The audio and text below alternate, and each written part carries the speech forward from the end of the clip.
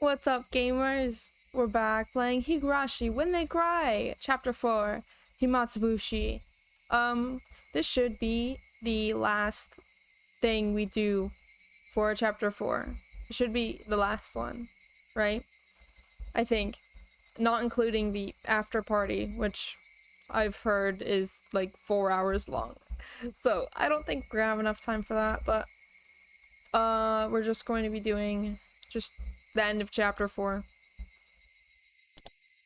So, Chapter 5 of Chapter 4, yes. That's where we're starting.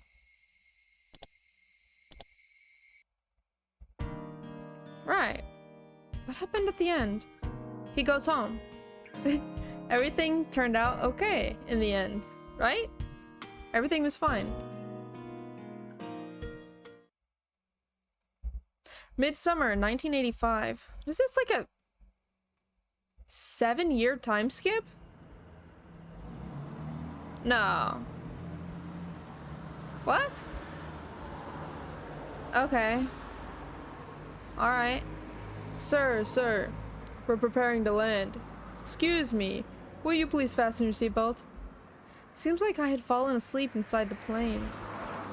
I was finally awoken from my slumber by the stewardess. I only had a carry-on luggage on top of it being a domestic flight, so the time between disembarking and entering the lobby was almost non-existent. Arriving at the lobby, I glanced around, looking for Oishi. I was met with a familiar gruff voice calling out to me. Akasaka-san! How many years has it been? It's been a while, hasn't it? Oishi-san! It has really been a long time.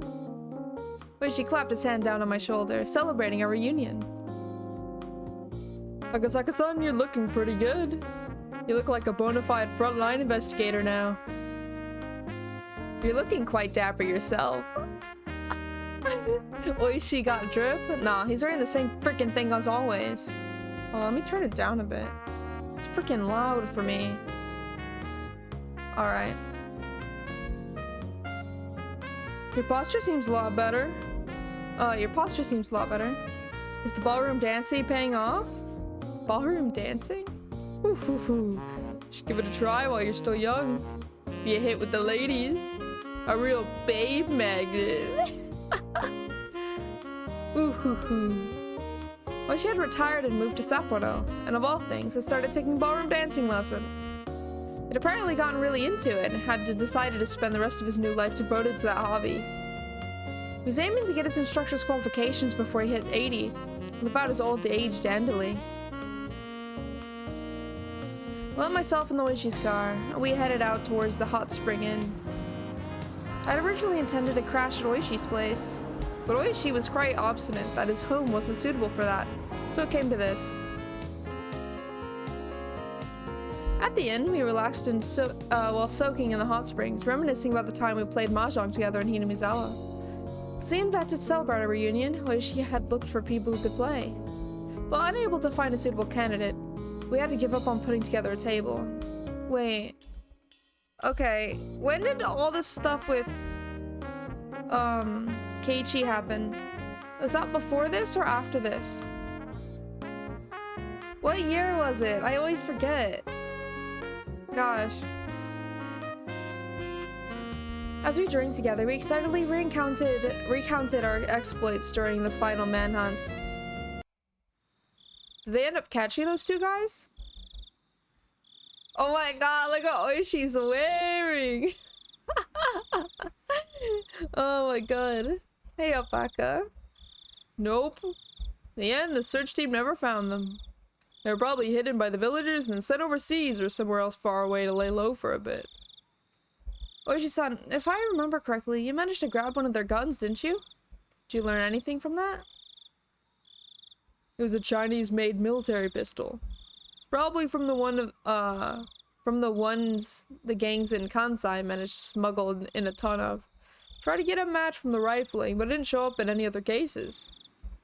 About on your end. After that, I was removed from the front lines, so I didn't know much. In the end, it seems like everything was settled under the veil of secrecy. Oishi smiled wryly as he sipped his chilled drink. What happened after that? Sure was tough, huh? This will be 7 years now? 7 years. Yeah. Well, the memorial service a few days ago. I've become estranged with my father-in-law lately, so it was rough getting everything ready. Must have been a lot of work. Wait. What happened? Did his wife actually die? It was then that the hostess brought in extra drinks that I'd ordered before. While the bottles of beer clanked as she brought them in, we halted our conversation. What Oishi meant when he said it must have been tough. Thinking about that was still hard. But time had healed the wound. Yeah, something happened. Oh god. Okay. It was the day after, when I phoned Oishi to apologize. When I did, Oishi almost immediately handed the phone to one of my colleagues who happened to be there. Not only was I injured in the brawl with the suspects, but I disappeared to drink late into the night without leaving any sort of contact information. So I thought he'd definitely be mad. However, all he said was that was something he couldn't talk about over the phone, and I should come to the station as soon as possible. At the time, I could only think that he must have been really pissed off. Oh no. When I arrived at the station, he said this. It seems your wife was involved in an accident. Having no idea what happened, I borrowed the phone to contact the hospital Yuki was staying at. After being given the runaround several times, I was finally able to talk to someone in charge, and after mincing words for quite some time, they told me. Yuki Akasaka was killed in an accident. You know, how did I know this would happen? The world became a blur as I sat there dumbfounded. So I'm guessing the child wasn't even born? Yuki's death was unbelievably abrupt, unbelievably sudden. I could have understood if there was some kind of problem during the birth, but Yuki's death wasn't anything like that. On the stairs on the way up to the roof, she just happened to slip and fall. She just happened to fall on an unfortunate place at an unfortunate angle. That was it. Wanting to blame Yuki's death on somebody, I began to think that it was an act of revenge by the Defense Alliance. They had killed my wife and made it look like an accident. Dude, it was Oyashirosama. That's who it was. What I learned when I flew back to Tokyo, however, was much more cruel than that. Yuki had a habit of going up to the roof to cool off in the evening. There was an elevator up to the 7th floor, but from there he had to take the stairs to get to the roof. Even late in her pregnancy, when the evening came, she would always head up there. Father had always said for her not to push herself, but Yuki insisted that— Hey! Good. Thank you for the follow, Freyren? Freyren, thank you. Welcome to the Insanity. We're just finishing chapter 4, so I don't think anything too insane will happen. I mean, Yuki's death was, you know, it was gonna happen. I feel like it was gonna happen eventually, you know? Just the way things were going, I could see it, you know, in my mind's eye. She should be allowed to do as she wished. However, I had never once seen Yuki go up to the roof. I only heard that from her father and the nurses. Sus? Hey, I'm doing pretty good. I have some freaking brownies with me? They are not infused with anything. Just regular old heckin' brownies. But they're really good. They got like almond? Not almond. They got walnut in them. And they're really good. So I'm having a great time. Yuki sure isn't though. Akasaka just freaking found out his wife died. Wait, you're making brownies? No. I'm the only one allowed to have brownies here. You have to share with the class. That was because whenever I visited her, she would spend that time with me instead. I heard the reason why Yuki went up to the roof from a nurse she had become friendly with. She had said that her husband was away on business a lot of the time. And whenever he called, she was able to cheer him up and gave him the courage. I've yet to make a chance to make infusions. Infusions? Yeah, I wouldn't recommend it, but if you want to, go ahead. Whenever he didn't call, she couldn't do that. Her husband might put on a show of bravado, but in reality he grew lonesome pathetically fast. She's probably just the same. Whenever he left for business, not clear on when he'd be back, she felt very lonely. Whenever she cheered him up, she was actually cheering herself up as well. That's why whenever he went far away for an important job, on the evenings he didn't call, at the very least, she felt that standing underneath the same sky, her feelings would reach him. Oh my god, okay. It's because he didn't call, she went to the roof and hecking died. It is Oyashirosama, isn't it? Or Rika. Or Rika did that. Wow. Wow. Jesus. At some point I want to make my own to prove that you can make infused brownies without making them taste like dirt. I've never had infused brownies of anything. Unless you count like lemon or orange. At that moment, I remember the words that girl had told me. It was best that I go to Tokyo right away. Otherwise, there'd be something I'd regret horribly. Yes, that's it. Because I was away on business that day. UK was headed up to the roof. Had I known that this would have been the result, had I done as the girl had said, dropped everything and head back to Tokyo, I might have been with Yuki on the day she died. If I was with her, she wouldn't have gone up to the roof. The day my wife died was on the evening of the third day of my trip.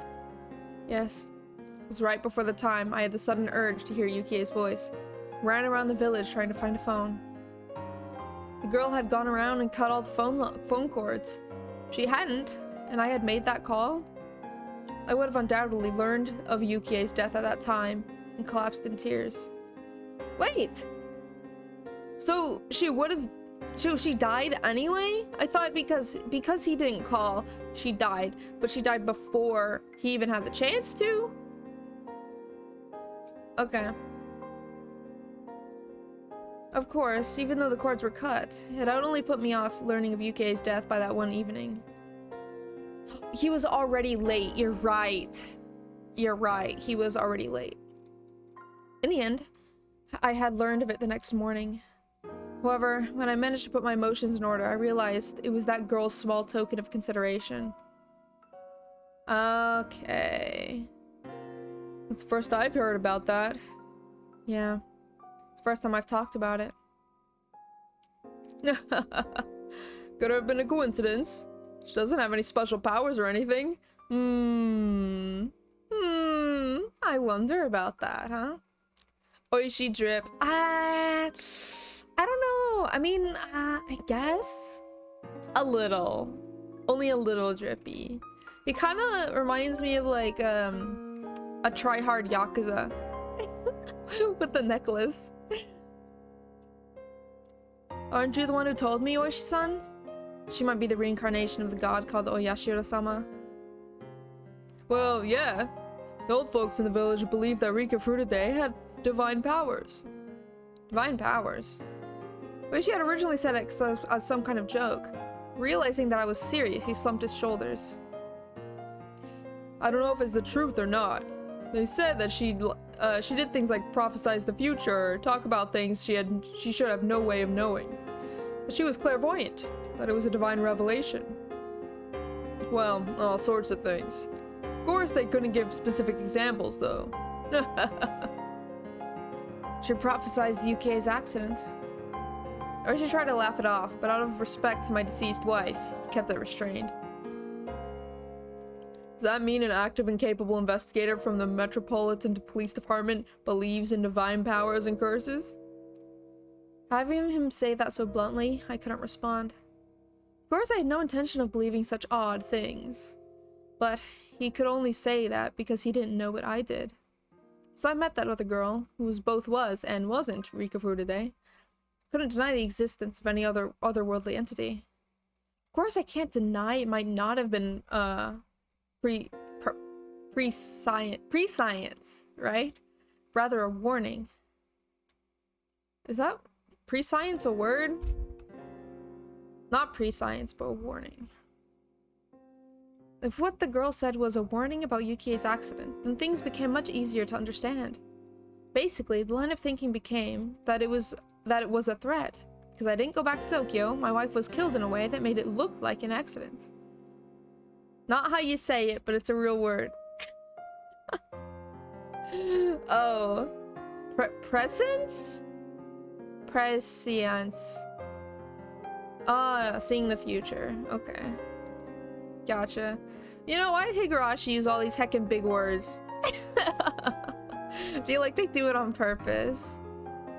Well, I guess it's hard to translate to, like, meaningful in VN, so I guess.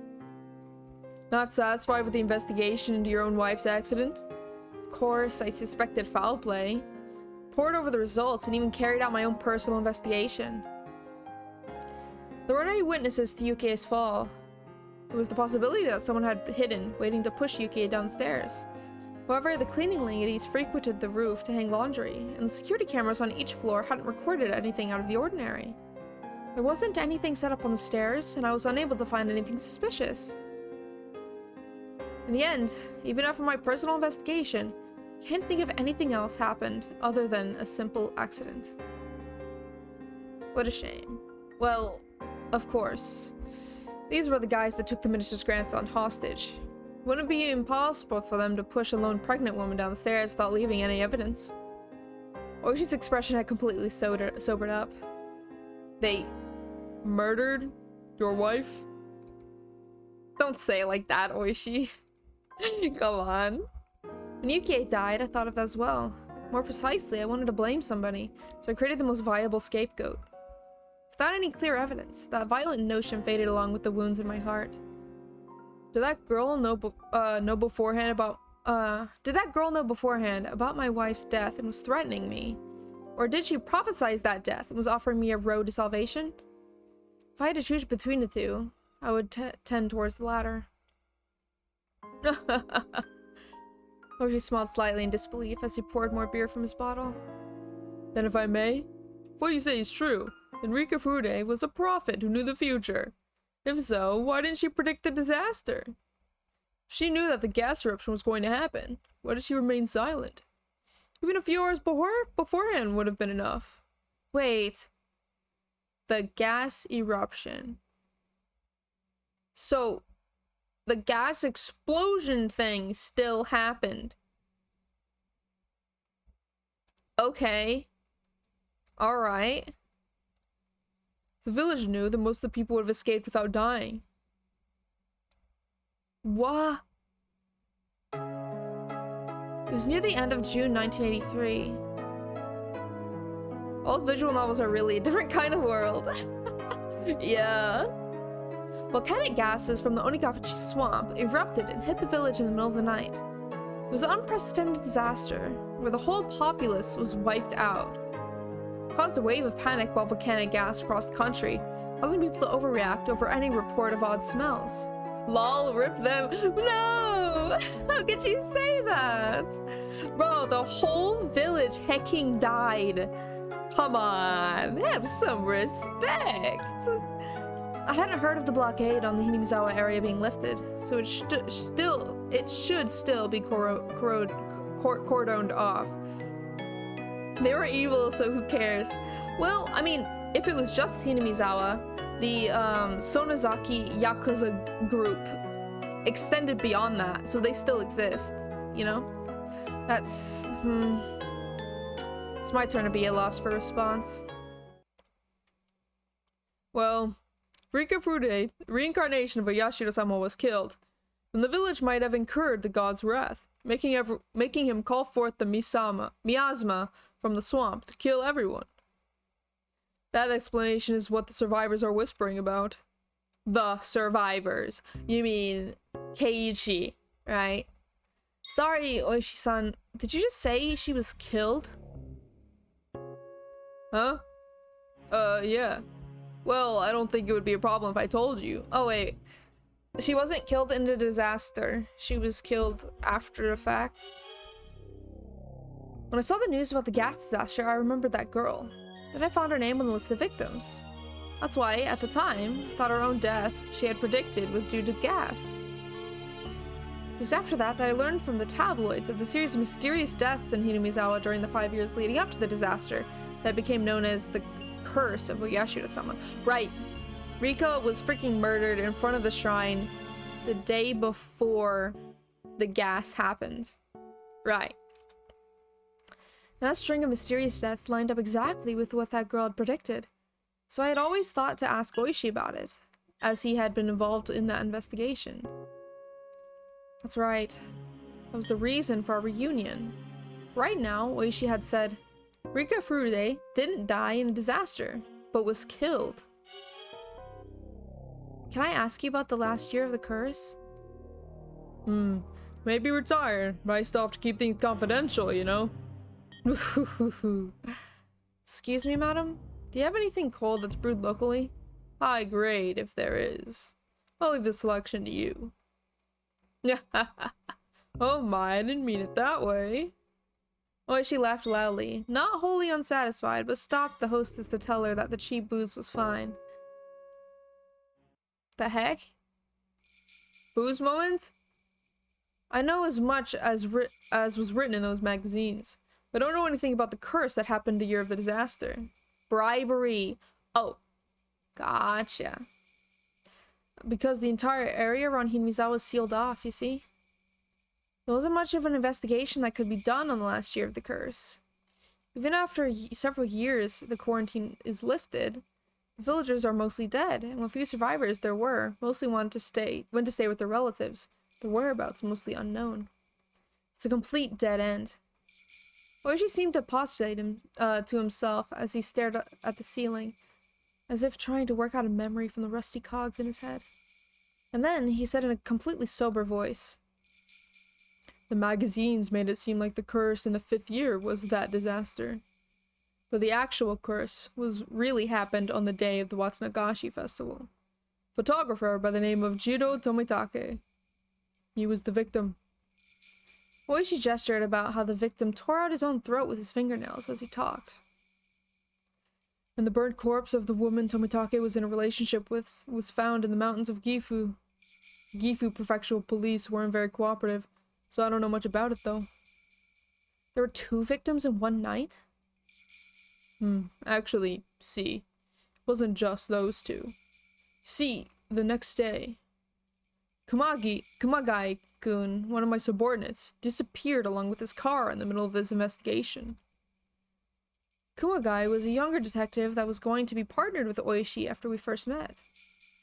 He was going around the village to question people about the incident with Tomitake. Might have gotten caught up in something. If he was with me, he might have been safe.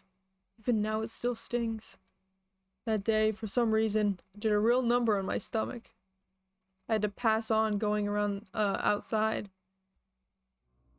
He got too close to the truth and was made to disappear. That's what I think.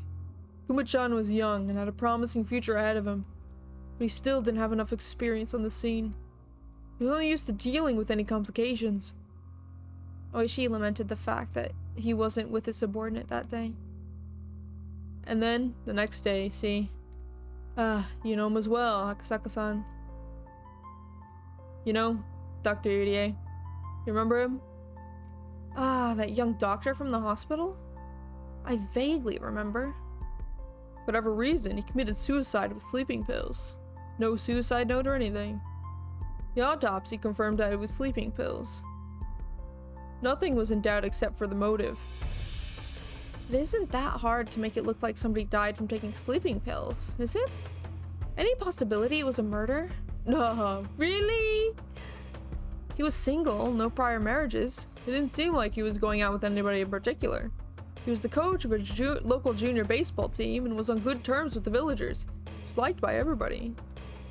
I couldn't find anybody who would want to do him harm. Ah, yes, the doctor messed up the dosage of sleeping pills. My god. No. If this is all concurrent with last chapter, then that means that Keiichi... Well, I mean... Keiichi killed people by wishing for it, you know? But he didn't wish for the freaking detective to disappear because he didn't know the detective even freaking existed at that point. Right? Nah, we're not freaking acknowledging that part of EDA. Not when he's already dead. Correlation does not equal... Yeah, nah, you're right. You're right. Yeah. Well, any chances to investigate were ruined by the disaster, though. There's no way to find out anything about him now. Then, what about Rikafurude's death? It was the day of. Around noon, some of the old folks who were visiting the shrine discovered the corpse of Rikafurude. Murder? Before we continue, you should probably stop eating that squid salmon. That bad?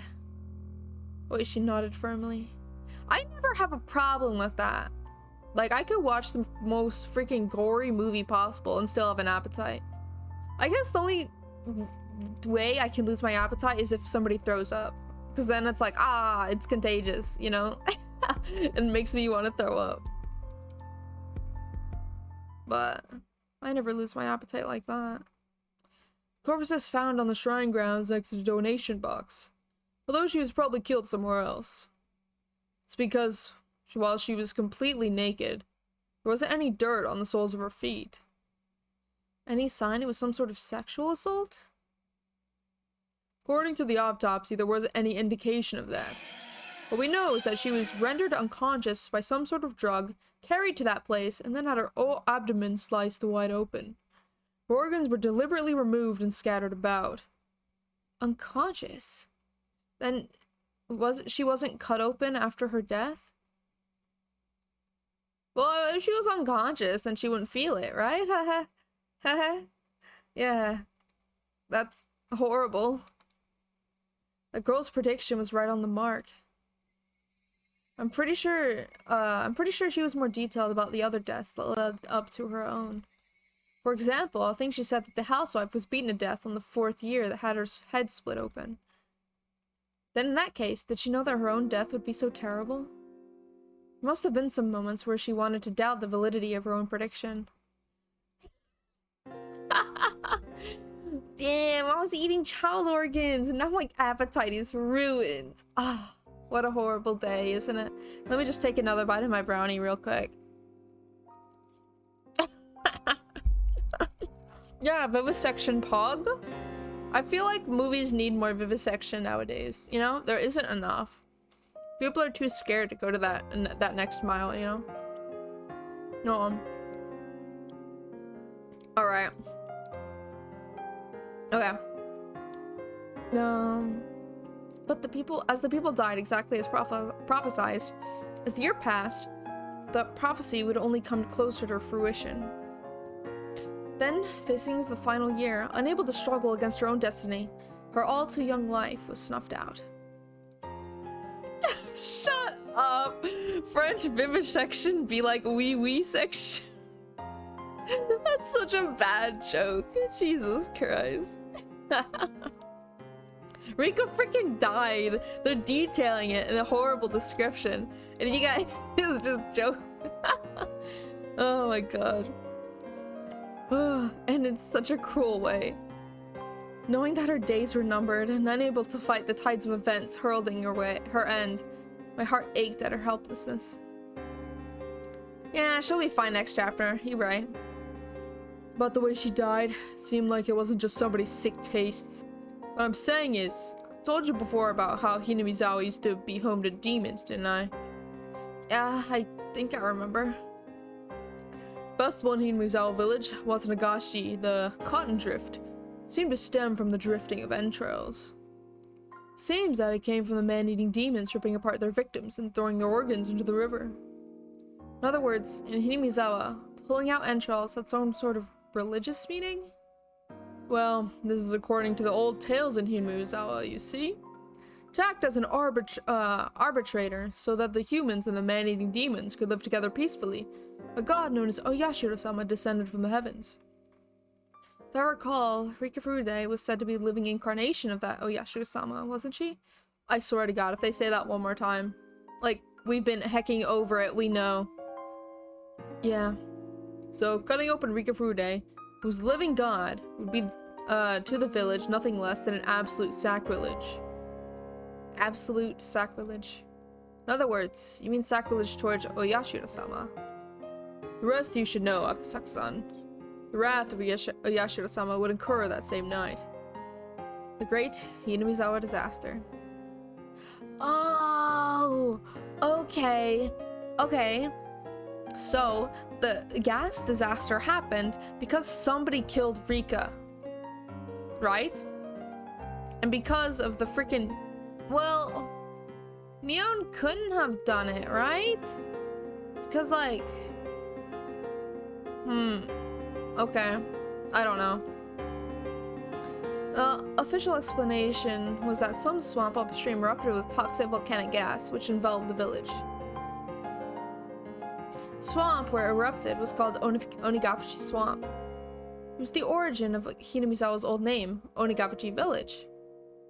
According to village lore, the depths of the swamp apparently led to hell, where the man-eating demons came from. It almost seemed too perfect. Oh, no. That's just the tip of the iceberg.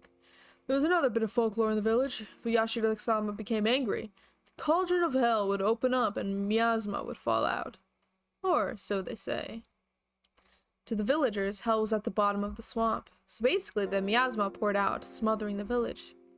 I mean, that's literally and figuratively what happened, so... No gun was used, so Mion is innocent! Dude, when has Mion ever used the gun? I'm starting to believe it's a fake gun at this point. Like, come on. Yeah, basically, due to the sacrilegious way that Rika Furude, the living incarnation of Oyashiro-sama, was killed, the village incurred the wrath of Oyashiro-sama in the form of that disaster. That seems to be their explanation. So what you're saying is that the disaster wasn't a natural one? What?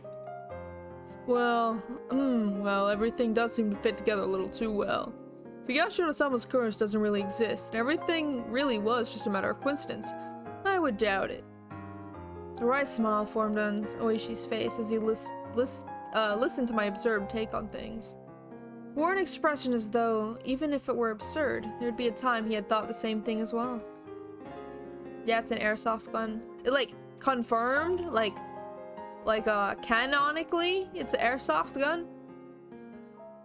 In regards to the religious beliefs of the villagers, suppose there was a more fanatical following among them. And that group created a situation that would incur Oyashiro-sama's wrath, enacted the disaster to make it seem like the truth. Of course, I won't laugh. I've wandered down to that line of reasoning more than once myself. Ace, your whole dreams are ruined, huh? However, even though Hinamizawa is a small village, it still has the population of over 1,000 people. To murder that many people in a single night doesn't seem realistic, no matter how you think about it. Unless they knew that, like, anything could, like, if somebody knew that doing something to that swamp would erupt in that freaking gas or whatever, and they found out about Rika's death, and they were super heckin' religious, they would do it. You know? I feel like that's not unrealistic. Gas eruption was believed to happen around 2 a.m., several hours before dawn. In a short amount of time, going around and killing all the villagers in a way that made it look like poisonous gas didn't seem feasible at all. No! God, no. Like, shut up, East. That's not even funny. No. They know it's geologically speaking, it's possible to kill everyone with gas, you know, with the swamp. just because I laugh doesn't mean it's heckin' funny, all right? The swamp the gas erupted from still had some religious significance, didn't it? If that's the case, then maybe there was something set up in that swamp, something that could be activated whenever a divine verdict was rendered. According to the JSDF press release, the swamp was declared the source for the eruption. So it was after everything was thoroughly looked over by their investigative team. If anything like that was set up, I think they would have found it. It wouldn't necessarily have to be in the swamp itself. Come on, have you ever heard about it? The old story about how when a faraway spring dried up, the village spring dried up as well. Huh? What? What do you mean by that? Many waterways are connected by underground aquifers. Swamps and springs are only the parts that manage to pop above the surface. So what you're saying is that Onikafuchi Swamp is connected to another swamp or spring, and there's something the villagers rigged up there long ago, something that changes the pressure of Onikafuchi Swamp, causing it to erupt with poison gas. Is that what you're getting at? Oishi laughed heartedly, commending the fact that the youngins have a nice flexible way of thinking. That was the former detective in him. Even though it was a hypothesis that he didn't come up with, he still had the presence of mind to not dismiss it right away. That's an interesting theory. If that proves to be true, then it would be, unprecedentedly, the largest mass murder in the history of Japan. Well, would it be? I mean, I don't know much about mass murder in Japan, but I feel like... Nah, there's no way. Nah, it's right. Once the quarantine on Himizawa village is lifted, I think that it should definitely be investigated. It's like 1,000 people. Yeah, but I guess I was thinking like in the whole history of Japan, there must have been someone a long time ago that like mass murdered people. You know? But, you know, probably don't have any records on stuff like that happening that long ago. But,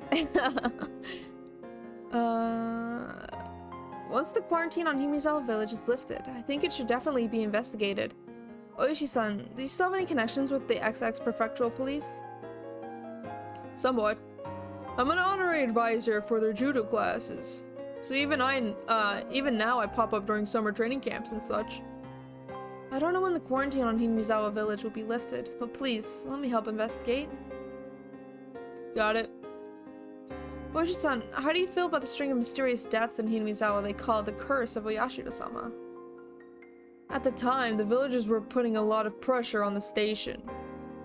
The official stance on things was that the cases were unrelated. That each case was separate, each with its own resolution. It couldn't be.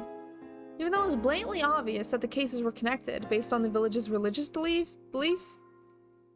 Akasaka-san, we can only say that now because of the rather grandiose way things ended after 5 years.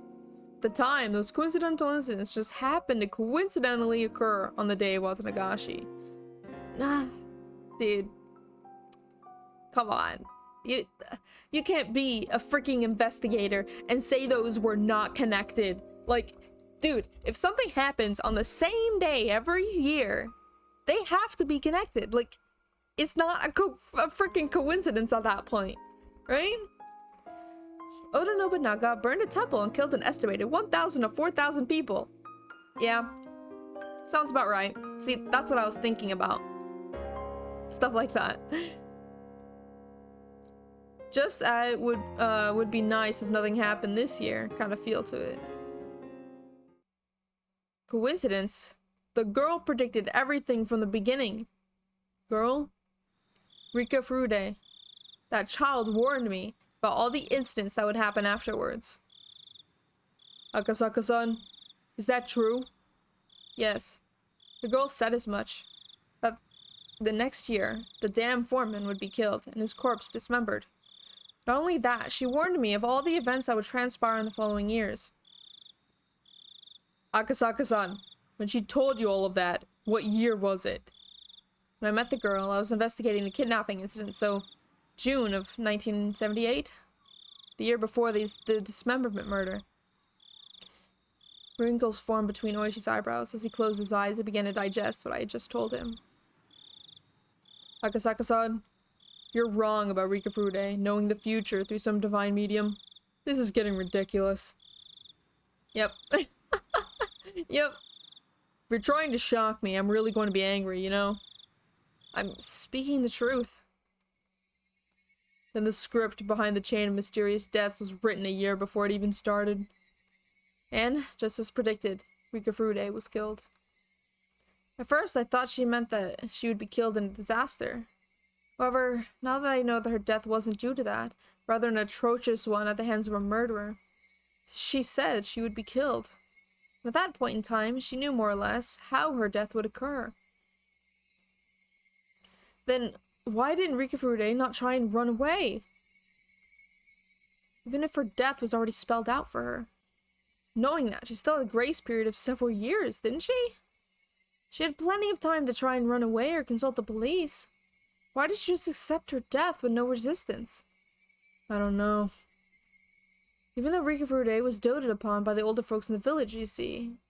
After she lost her parents, she had no real living relatives, and lived a fairly solitary life, other than hang out with some close friends.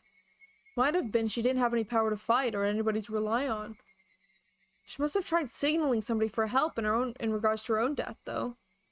You know very well that the village and the police weren't very amicable with one another, Akasaka-san. At the very least, I never heard anything about Rikafurude seeking protection from anybody. Or could it be that she simply resigned herself to being a religious sacrifice? Could have been something like that.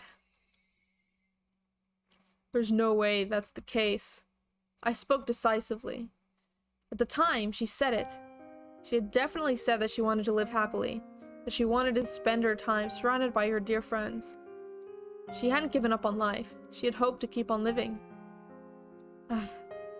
That moment, I became dumbstruck. What's the matter? Akasaka-san? No, it's nothing. I fell into silence. Oishi folded his arms and began murmuring in contemplation again. Eventually, stood up and headed towards the hallway to find the hostess, yelling that he wanted a pen and paper. When Oishi, noisy even though he was just thinking, left, the room immediately fell into a chilled silence. I stood up, but then I realized I was drunk enough to be unsteady on my feet. When I stood up in the window, a beautiful yet somehow ephemeral moon drifted across the night sky. It was just now that I realized she hadn't accepted her own death. She wanted to keep living, happily and joyously. She had said that quite clearly to me, but I was a fool. I hadn't been asked explicitly, so I hadn't realized it.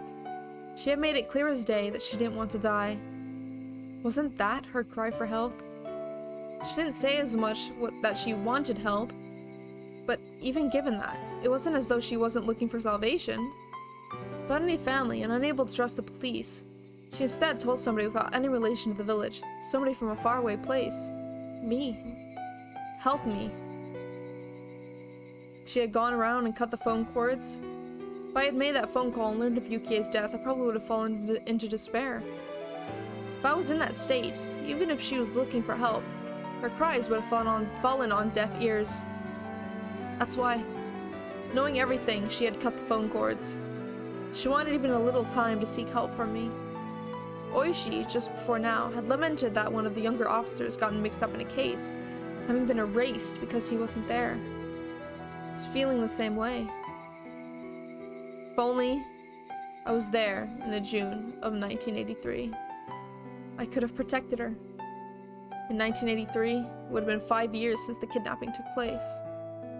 While raising the only daughter Yukie had left me, while putting all my youth and passion into my work, honing my wits and courage, wrestling with difficult cases. Okay, so the daughter did get born.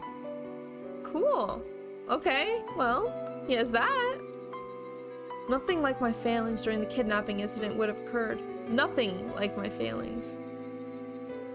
I wouldn't have been slow to react in a one-on-one fight, and by that point, I'd jump into a foreign mafia-run gambling parlors, where I'd learned to deal with automatic weapons, let alone handguns. I'd grown so much that in 1983, I couldn't have been even compared to how I was in 1978. That's why, if I was by her side, then I should have been able to save her life. No matter what conspiracy or foul plots drew near, I definitely would have protected her. She, even though sounding resigned, should have still been able to ask me for help. I just didn't realize it. I couldn't realize it. Just as I wouldn't have realized it if I was told of Yukie's accident, I wasn't able to realize it. I wanted to cry. If I had taken her words to heart, I would have prevented Yukie's death, and I would have been able to protect the girl whom I owed the debt of even a predetermined death. She must have been expecting that from me. I learned about the disaster while watching television in my house. Until I learned about that, I had forgotten about Hinamizawa. In order to recover from the shock of Yukie's death, I had tried to remove everything about the place from my memory. What an ungrateful fool I was. Even though in exchange for saving her, the girl had told me of a way to save Yukie, I was unable to accept her gratitude, and now here we are. She hadn't died in her sleep due to a natural disaster. She was split open while still alive, killed while suffering the disgrace of having her organs torn out. She must have known beforehand that on that day, on that year, she would be killed in such a terrifying way. But even knowing what end awaited her, she was all too weak. A lone girl, without anybody to rely on, unable to seek help, had swallowed her own predetermined death and left this mortal coil.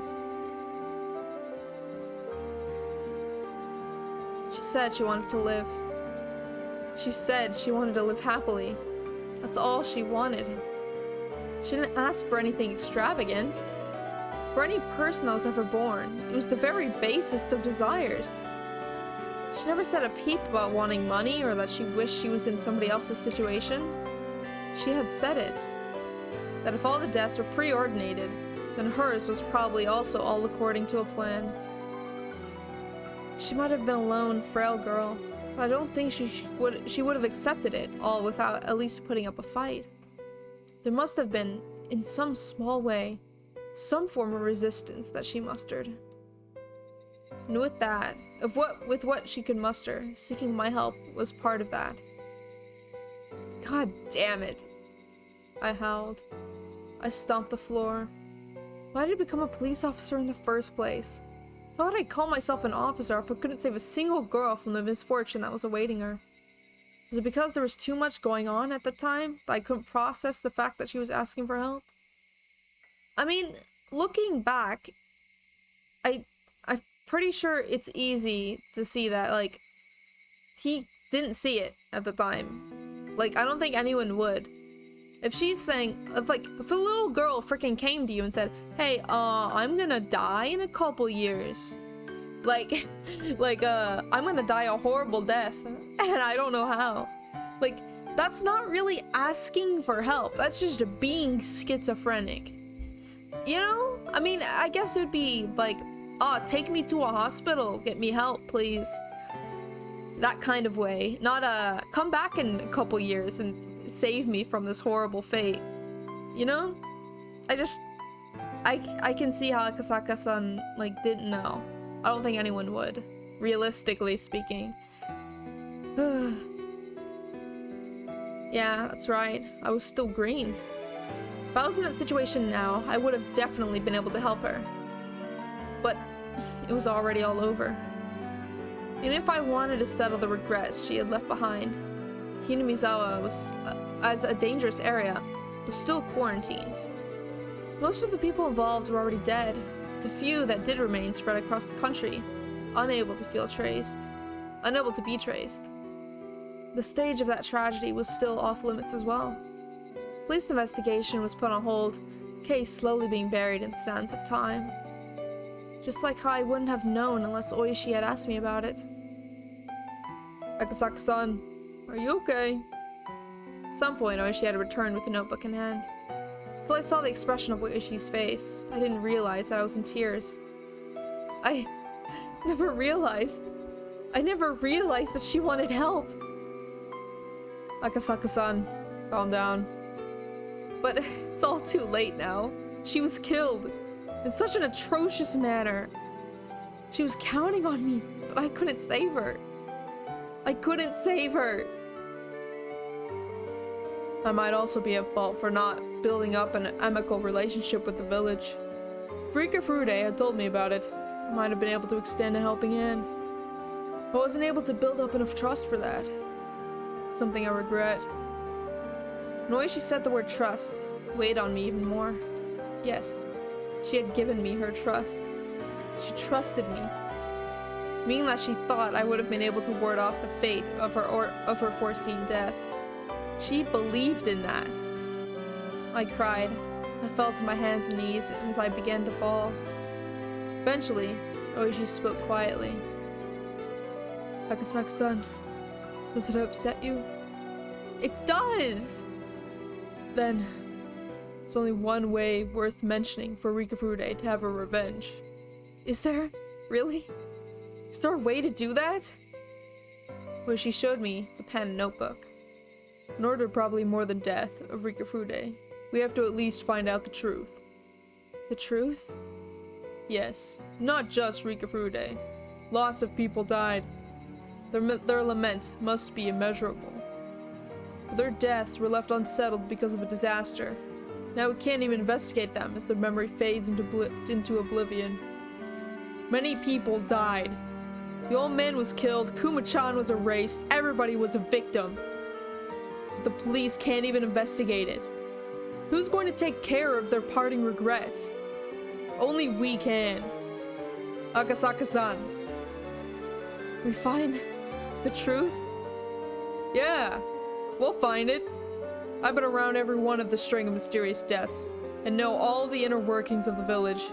You were told an important truth the year before they happened by Rikafude. We can do it. But they're already dead. Ugh. That's right. Rikafude died. You were too inexperienced, so you couldn't save her. Oh, Oishi. Don't say that. Why? Why? Why, emoji? Oh no. Oishi grabbed me, who was a wreck, lifted me firmly by the lapels. That's why. To atone for that, we revel in the truth. Reveal the truth. If what you say is true, then all of the incidents were part of some greater design. If that's the case, then how we investigate needs to change completely. Wallowing. There's this big emotional moment with Oishi and Akasaka-san crying about the deaths of thousands of people. And then all of a sudden Akasaka-san goes, wah! God. I intend to spend tonight summarizing all the information you and I have, and then we get in contact with one of my former subordinates first thing in the morning. We're not going to let the case go cold. We're definitely going to crack it wide open. Crack it open? Crack it open! We will. Several years have passed, but it's not beyond the statute of limitations. Even if the case has been postponed, it's not closed. It's still going. We're going to keep it going. Oishi and I vowed to bring the truth of the case to light, and stood up. Everything ended in 1985. I at least wanted to apologize. I'd searched for her grave. After the state autopsy, her remains were entrusted to one of the shrine's followers. In the future, when the quarantine of the Hinamizawa area was lifted, they would return to her family grave. However, unsure of who exactly took the remains of Rikafude, till today I couldn't even apologize to her. In the future, when the quarantine on Hinamizawa is lifted, all I could do then was wait until whoever that person is returned to the grave. What I could do right now was not apologize to her. Instead, until I was able to meet her again, I would reveal the truth and dispel her regrets. Even now, sporadic eruptions of gas in the Hinamizawa area meant that the prospect of the quarantine being lifted wasn't happening anytime soon. Most likely, it seemed that she had no intention of meeting me again until I found the truth. That's why the quarantine wouldn't be lifted, or so I thought. Till the day I grasped the truth. It was the following year. Wait, so it happened? They actually found something? Oishi and I co-authored a book on the string of mysterious deaths leading up to the Great Hinamizawa disaster. I decided on the title, Higurashi, When They Cry. Please let that be the title, for the love of God. Well, for the love of Oishi. Oishi? No, oyashirosama.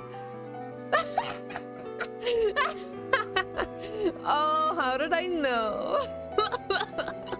Oh, that's perfect.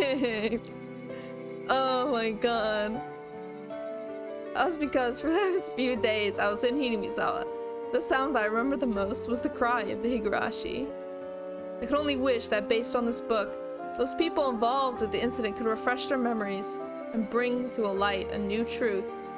You know what would be, like, actually amazing if all this was true? You know? If this was, like, an actual true story? Like, if this actually happened? That would be insane. Holy heck.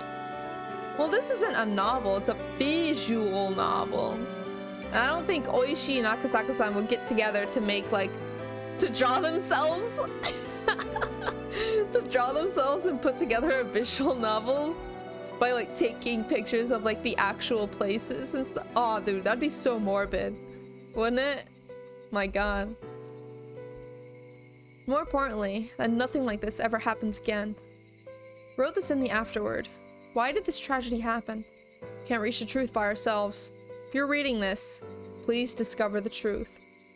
That is our only wish. Geraldo Oishi, Mamoru Akasaka. This year, the quarantine on Himizawa still hasn't been lifted.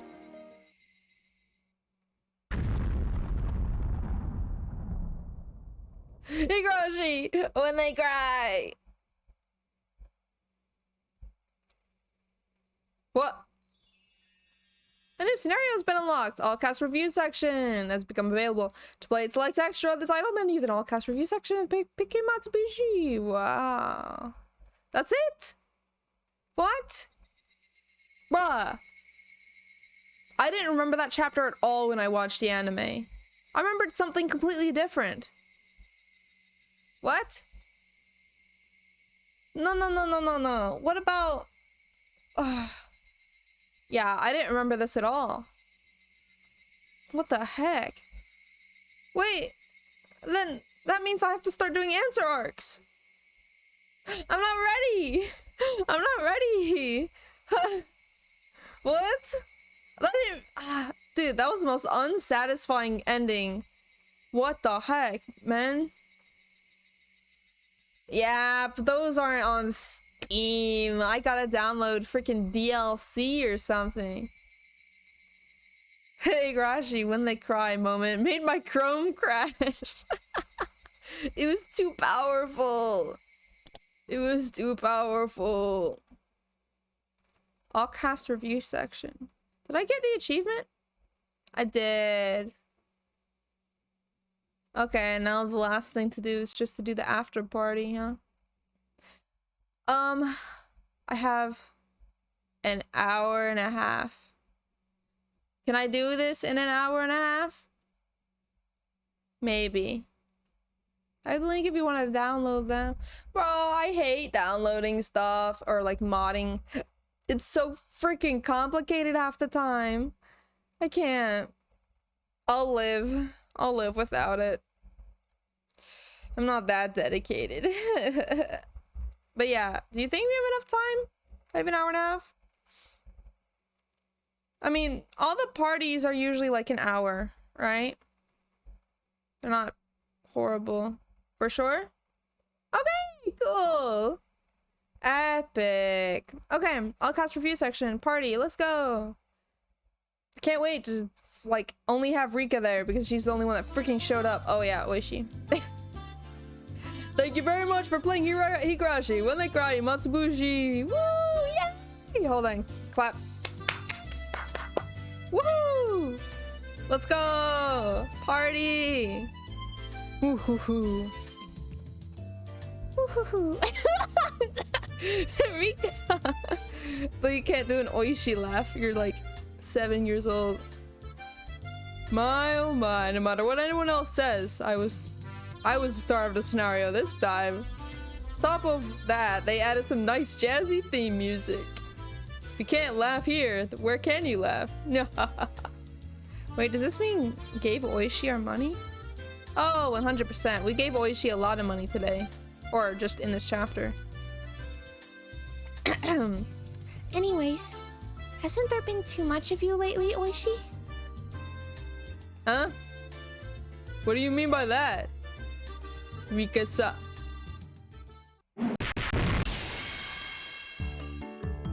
Oh my god. Mion. Here's where like the applause comes in. It's like, whoa, Mion! Whoa! Yeah. She meant that literally. It's rather imprudent of you to try and hog the spotlight here, even though you already had all that screen time. Besides, Rika-chan was the main heroine. Everybody else didn't really have any appearances, did they? I heard that all this time the scenario was a bit of side story, and I didn't think that they would leave out the main cast this much. You didn't have it so bad, Mion-san. At least you had a few appearances, did you not? Both Ren-san and I didn't even have a cameo. Ren still shows up on the covers a lot, so she's still okay. I mean, that's true. Exactly what are you trying to say, then? That I was the only outcast with no appearance? Is that it? Nipa. Oh my god, this is... I can't do a... They only treated me horribly. How sad, how sad. They'll probably just keep treating you worse and worse until you finally drop down to being a supporting role.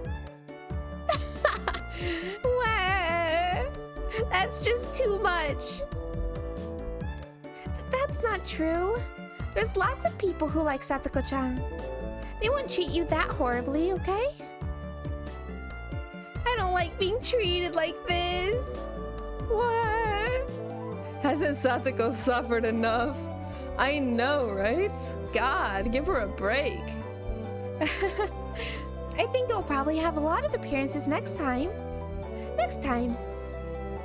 So cheer up, okay?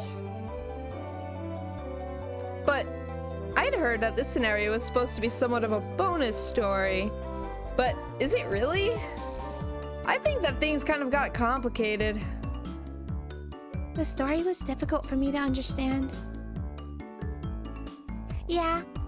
What I found is the hardest to believe was that the year before the string of mysterious deaths, Rika-chan already knew about them.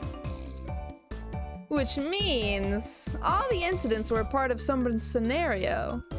That's a pretty important piece of information. It's probably because I'm a shrine maiden, so I knew the future from Oyashirosama's divine revelations.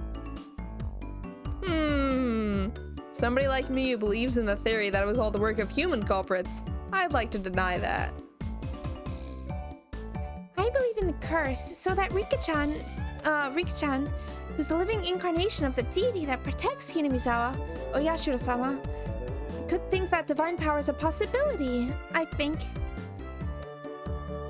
Nope. Somebody who thinks it was the work of man, that kind of unfounded fantasy will not stand. All the incidences were caused by people. There's no curse or magic or aimbots or cheat codes. It would be wonderful if I could use magic, though. If it's Rika-chan, I could go along with that, huh? Well, for the people who believe it was the work of humans, the ending was a bit of a revelation.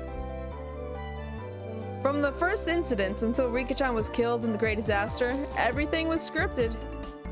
Knowing that it's all one big incident vastly increases the amount of material you can hypothesize with. I think that the prophecy is proof that in itself, that Rika-chan has some divine power. In other words, it's proof that there's some mysterious power at work in Hinamizawa. I think it's proof that the incidents weren't the work of humans alone. The inside of my head is so muddled, I don't know what's going on. Oh, that's right. More importantly, that expression that Rika-chan was wearing this time. That was super scary, wasn't it? Meep. Yeah, I was surprised too. I never thought that cute little Rika-chan would laugh like that. Hey, just for a little bit. Could you show us that face one more time? I don't want to. I don't want her to do it outside of the story. Oh god. What? What is this? A blackout? Oh god. Now I don't know who's talking. What? What? What's going on? Nobody move. Any weird movements and you'll come face to face with a combo trap. Takes you from a pendulum to a landmine to an electric chair with a buzzsaw. Satoko! What's the meaning of this? Oh, Satoko.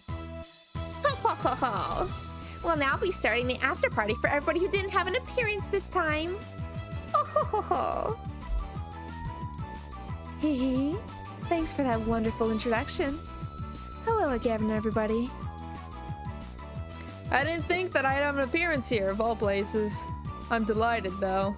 Satoko-chan, thank you. Well, hello, everybody. Yeah. Oh god, what is Kya? Oh my, didn't I warn you not to move? Ryugu-san, are you okay? Hojo-san, you don't have to go this far. Keiji's freaking dead, apparently. No one cares. Oh, the grudge of somebody not making an appearance is a terrible thing. Wait, are those photos? Are you talking about the background? The background has always been photos. Every background in here is a photo, like a real-life photo taken. Yes, it has. They just have a filter on it, you know? Satoko has a lot of appearances in the main scenario. The grudge of somebody not making an appearance? Damn it. When was she able to set this many traps? Maybe that's when this place was selected as a venue for the after party. At that point, my traps were already set. Oh, I know. There's somebody behind you pulling the strings. There is, isn't there? Come out. Ah, Shion. Hello, my sister. How are you doing? Oh, it's Shion-chan. Hello. God, why? I feel sorry for her falling for the same trap twice. I thought it was you, Shion. Even though you're penciled in to be the main character in the next scenario, this is an outrage. Now you've gone and done it. Even if it's only in the bonus scene before the answer arcs. I can't let my sister have all the appearances. I'm not that generous, you know. Well, in any case, I just let Satoko start a little something. Shion, what is it that you want? Let's just say I'm securing myself a little safety buffer. The other day, for some reason, you were steadily getting more votes in the popularity poll. Yep. In the first half of the Watsunagashi chapter, there were a lot of people getting infatuated with Mi-chan. When your malicious side made its appearance, all the players finally started noticing my charm. Satoko also earned a good reputation during the Tatarigoshi arc. Rena and Rika-chan have a strong baseline of support. Your popularity has long since faded away. That's why. I thought I'd take the time now to crush you and Satoko, who have been getting too many votes for my comfort. So I came up with this elaborate plan. Shion-chan, what did you say just now?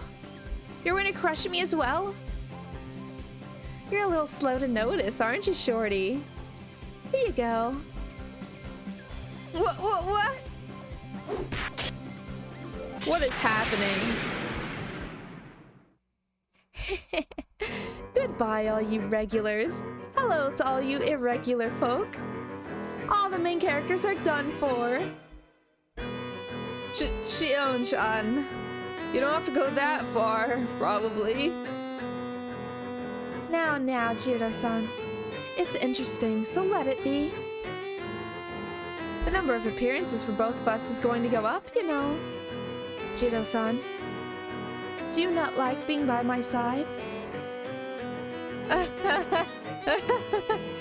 That's not true. Chie-sensei, did Chi-chan pay you off too? I'm sorry, Ryugu-san. Shion-san said she would make me a new segment called Teach Me, Chie-sensei. starting from the next scenario, so I just... Well then, who should I dispose of next in the most embarrassing manner? Maybe Satoko, since she helped me set all this up. I won't allow that! Sora wa chigayo? What the heck? Yeah! Oh. God. The only guy that hasn't freaking showed up yet. I see. I won't allow that. Yeah! Coach! He seems somehow reliable for once. I, Kyosuke Urie, shall not allow any aggression against Satoko-chan. I may also just be a supporting character, but I don't think you can persuade me so easily. Oh. Then you're saying you want to withdraw from being the lead in live performance Satoko's maid training dress-up chapter that we planned on filming after this? Shion-sama. I, Kyosuke Urie, shall follow you to the depths of hell. That was fast. Well then, with this, I'm holding all the cards. Even in this after-party scene too. I'll have everything proceeded as I see fit. Huh? We're missing somebody. We're missing two people, Akasaka-san and Keiichi. Where are they? Shion-sama, Rena-san isn't here. She escaped at some point. There she is. Ryugu-san, didn't I just tell you shouldn't move? Rena-chan, I won't do anything to hurt you, but it's easier if you don't resist. I'm sorry, but this is all really bizarre. What are you trying to do? All the light switches? See, you're planning on doing something when the room's pitch black, aren't you? Resistance is futile. Rena-san, you should stop your pointless resistance and just come along peacefully. If you make me angry enough, then not only will you suffer, but so will my dear sister as well. You can't do anything just by turning off the lights. Rena, I'm sorry, but do what they say. It's alright, don't worry. By turning off the lights, we can reverse this situation. Reverse the situation? Exactly what are you scheming? Rena-san, you're pretty good at making me laugh. So why don't you go ahead and try? Show me how you're going to turn this around. You're spoiled, Chi-chan. Even if you didn't have any appearances in the main scenario, you've had so much screen time during this after party. You're spoiled. When exactly are you saying I was spoiled? You don't understand, Chi-chan. Even if it's just the after party, you still have an appearance. You also appeared a lot in previous scenarios. There's somebody who resents you from the depths of hell, who can't forgive you. Listen, don't you hear it, Chi-chan? That's right. I understand now. I get it. Kei-chan! That's right, he never has any appearances during the after parties. There's no way Kei-chan would allow somebody to monopolize all the after parties themselves without him.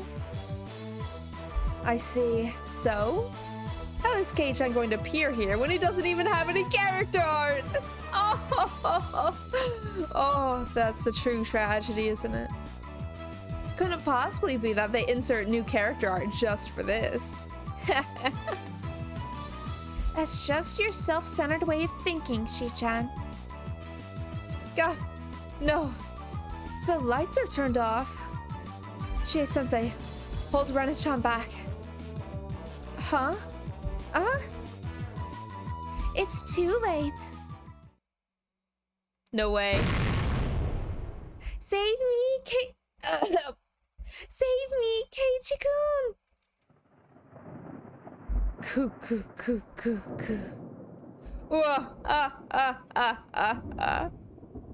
That voice is... Kei-chan? Rena, you have my thanks. When even the moon abandons the land and shrouds it in true darkness, the demon lord of the darkest black, Keiichi Maebara, shall appear. I see. If it's like this, he can appear even if he doesn't have any character art. There's no character or background art, so it's really easy on the production staff. Shion! You act like you're the main character in a tragedy. From my point of view, it's more like a comedy. It seems like you've gotten a little carried away.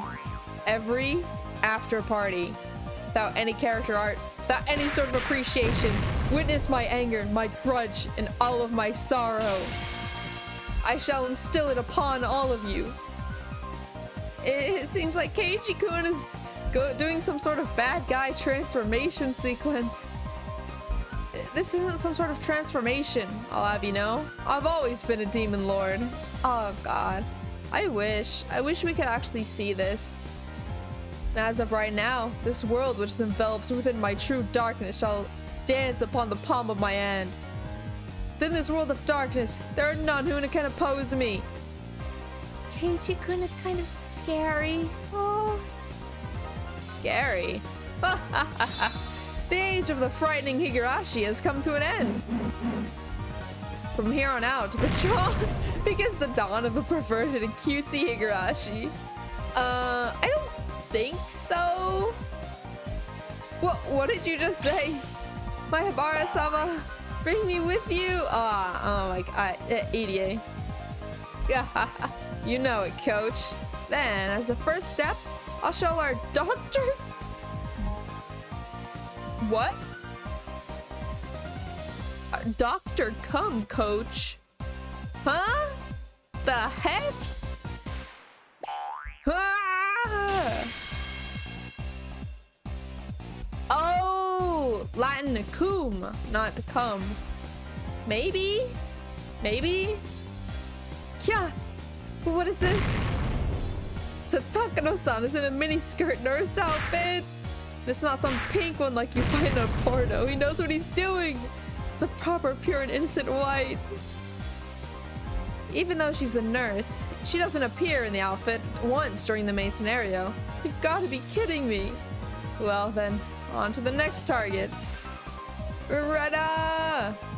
This hasn't changed the situation at all. It's just turned into a different type of crisis. Oh, I can't do anything in this darkness. Now then, who should I make wear what next?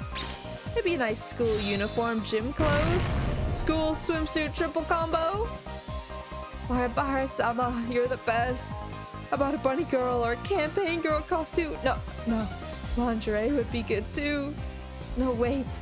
How about just making everybody naked? Oh my god. You know, I can ignore when Higurashi does these types of things, but I think it's like it might be going a little too far. Just a little bit. But of course, leave the socks on, or else it would be gay. Oh my god. Whoa. That's a good idea. You know your stuff.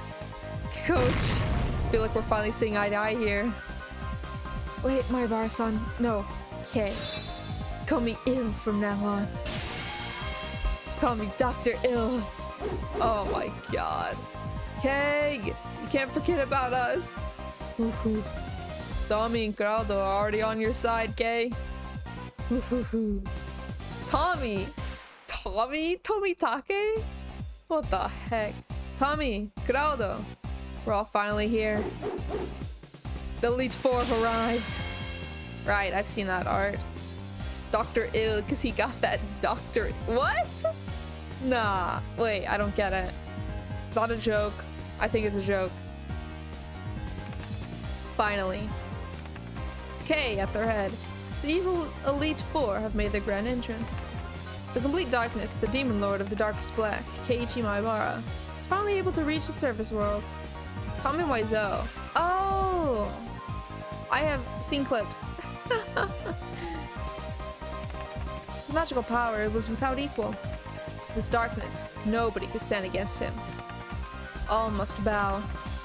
Ah, will the heroines be unable to escape this darkness and be forced to submit to the will of the Demon Lord? Forced to wear embarrassing outfit after embarrassing outfit? Being used as life-size dressed-up dolls for all eternity? That's great. More! By the way, the school swimsuits are a classic type, right? I won't forgive you if they're the competitive swimming style. Damn it, Shion. Thanks to you ended up like this, so do something about it. It's alright, sis. Kei-chan isn't the only one who can unleash their true power amid the darkness. Huh? We have such a convenient ally? You're rather impertinent, Shio and Sonozaki. Also, if you were expecting help from the principal, that's too bad. This is the ultimate desire of young men. If you call yourself a man, do your best, is written on this nice little authorization slip here. Of course, you won't be able to rely on the newcomer, Akasaka-san, either. He's been on a private couple's hot spring vacation his wife's family set up for them since yesterday. Right. That means his wife is alive too. You know, I'm glad. I'm glad for this. In other words, all the bases are covered. You're so naive, Kei-chan. Even characters who have art are able to reveal their true form in the darkness. Chie-sensei? That's how it is, my Barakun. It's dark, so I can't really tell, but it seems like Chie-sensei's outfit is different. What are those? Are those swords in her hands? That they couldn't be. The black... what? Any more than that is a secret. What? Any more than that is a secret. Nipa? My Barakun? That's a little too much mischief on your part. Church can't overlook any more of this. What? Wait a minute. This here. There's no way, right? That's cheating. It's against the rules. What the heck is going on, then? Hey, she can't do this, right? Wait, you can't use that. What? Wait, what? Huh? What is happening? Huh? Rock Drive is startup invincibility? The seventh what the heck is happening?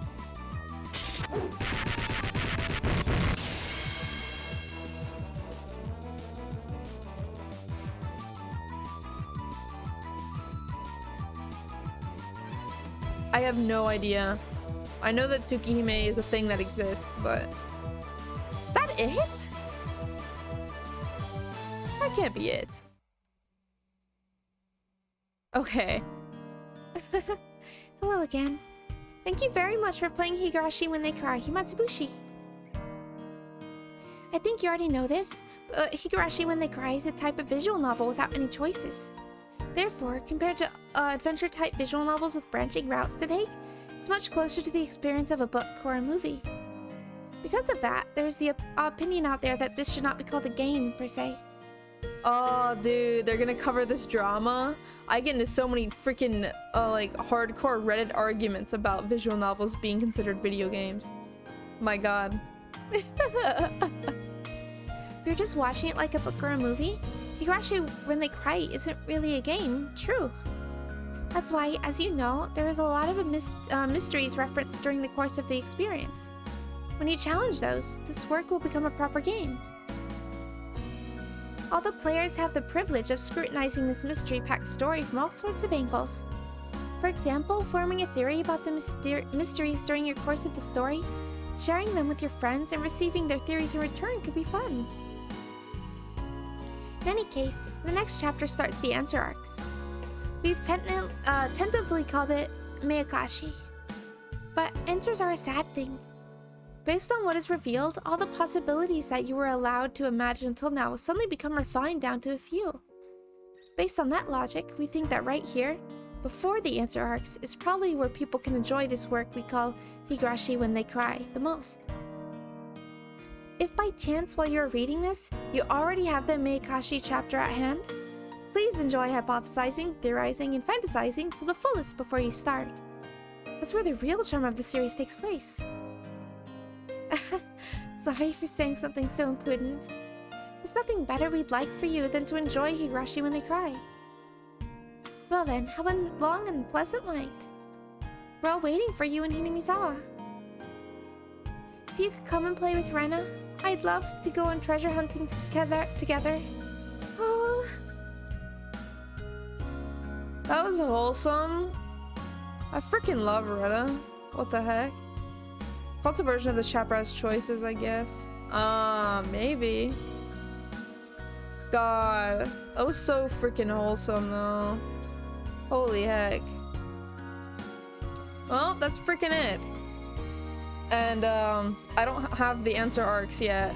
I haven't bought them yet, and they're not on sale, and they're freaking expensive. So I don't know when we're going to play the answer arcs. I might play a different visual novel in between. So I was thinking of playing Me and You and Her. I would think I was gonna play that next. And then we'll play the answer arcs after that. So that's what we're gonna do next, I think. There were branching paths and choices. Wow. God, that sounds epic. But, man. Yeah, I heard it's freaking wild, so I'm excited. But, I guess that'll be it for today. Thank you guys for watching and listening. It's been fun. I mean, this definitely isn't the best chapter, but like, the quality of Higurashi chapters are so high up that even a bad chapter is a good one. You know? Like, I wouldn't consider this bad. I would consider it like a 7 out of 10 when the other chapters are like 9. You know? It's still pretty good, I'd say. Still pretty good. So, yeah, that's it. See you guys next week or in a couple days or whenever the heck I stream next. Bye. Bye-bye.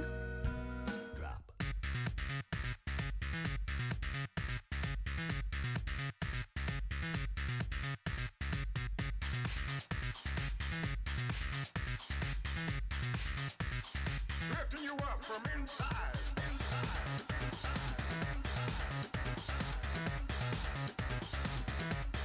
Play with me now. Check the beat, check the beat, the beat. Check the beat, check the beat, the beat. Check the beat, check the beat, the beat. Beat, check the beat, check the beat. Drop.